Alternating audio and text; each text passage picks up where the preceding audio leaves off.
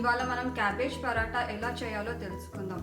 ముందుగా దీనికి కావాల్సిన పదార్థాలు: గోధుమ పిండి, సన్నగా తురుముకున్న క్యాబేజ్, ధనియా పౌడర్, గరం మసాలా, జీరా పౌడర్, నెయ్యి, ఉప్పు, 2 టేబుల్ స్పూన్ నూనె, 1 టేబుల్ స్పూన్ పసుపు, సన్నగా తరుముకున్న పచ్చిమిరపకాయలు, కొత్తిమీర, ఆవాలు, జీలకర్ర, 2 టేబుల్ స్పూన్స్ నువ్వులు. ముందుగా మనం చపాతీ పిండి తడుపుకొని 30 నిమిషాలు పక్కన పెట్టుకోవాలి. ఒక ప్యాన్ తీసుకోవాలి, అందులో నూనె వేసుకోవాలి. నూనె వేడెక్కాక ఆవాలు, జీలకర్ర, నువ్వులు, మనం సన్నగా తరుక్కున్న పచ్చిమిరపకాయ ముక్కలు,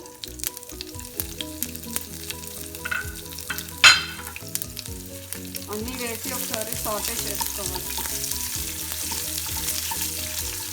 తర్వాత పసుపు, సన్నగా తరిగిన క్యాబేజ్,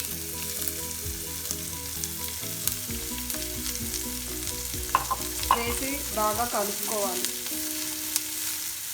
దీనిని మనము 5 నిమిషాల పాటు కుక్ చేసుకోవాలి. నీరు రాకుండా చూసుకోవాలి. ఇలా కలుపుతూనే ఉండాలి. ఎందుకంటే నీరు వచ్చిందంటే చపాతీలు ఒత్తడం మనకి కష్టం అవుతుంది. సో హై ఫ్లేమ్ మీద ఒక 5 నిమిషాల పాటు కుక్ చేసుకుంటే సరిపోతుంది.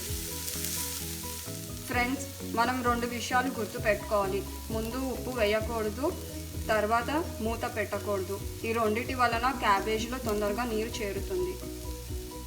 ఇప్పుడు తగినంత ఉప్పు, 1 spoon jeera powder, 1 spoon garam masala,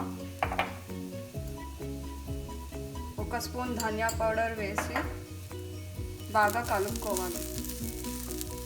చూసారు కదా ఫ్రెండ్స్, ఈ కన్సిస్టెన్సీలో ఉండాలి, పొడి పొడిలాడుతూ ఉండాలన్నమాట. ఇప్పుడు మనం కొత్తిమీర వేసుకొని ఒకసారి అంతా కలుపుకొని సర్వింగ్ బౌల్లోకి తీసుకుందాం.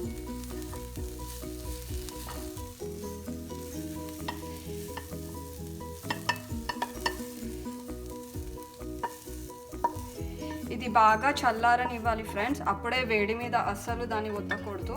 సో బాగా చల్లారే వరకు వెయిట్ చేద్దాం. చూసారు కదా ఫ్రెండ్స్, ఇది పూర్తిగా చల్లారిపోయింది. సో ఇప్పుడు మనం పరాటా ఎలా చేయాలో చూద్దాము.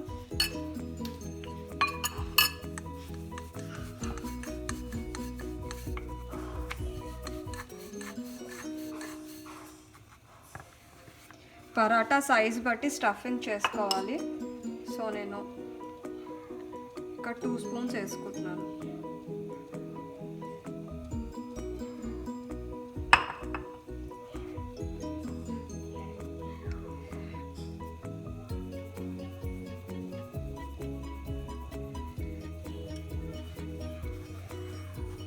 పరాటా చేసేటప్పుడు ఒక టిప్ ఏంటంటే, ఈ ఎక్స్ట్రా ఏదైతే ఉంటుందో అది మనం తీసి వేసేయాలి.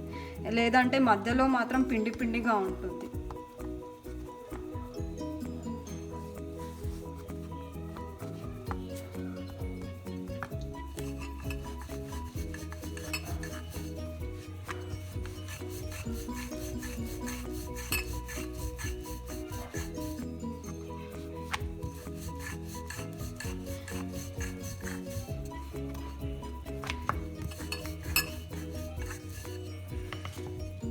సో ఇలా పల్చగా చేసుకున్న పరాటాని పన్ను మీద వేసి కాల్చుకోవడమే. ఇప్పుడు నెయ్యి వేసి కాల్చుకుందాము.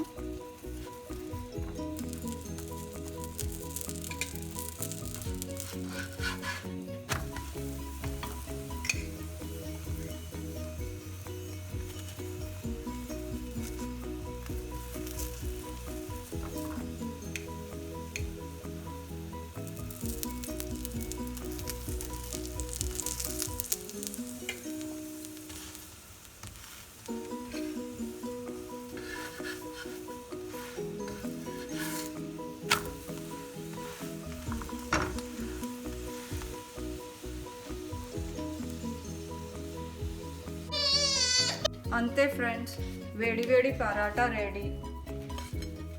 with chatpata pickle, butter and raita.